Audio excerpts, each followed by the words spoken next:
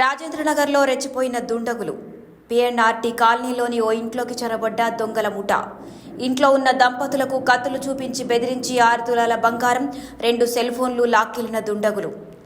Shift కారులో 4 వచ్చినట్లు గుర్తింపు.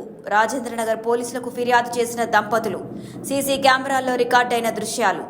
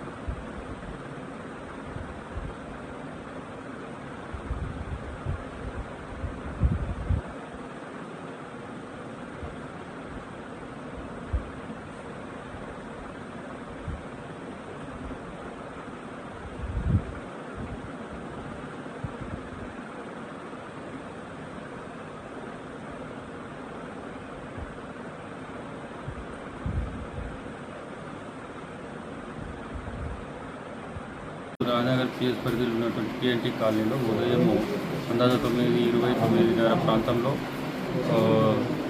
దొంగతనం జరిగిన ఇన్ఫర్మేషన్ మీద మేము రావడం జరిగింది. ఇక్కడికి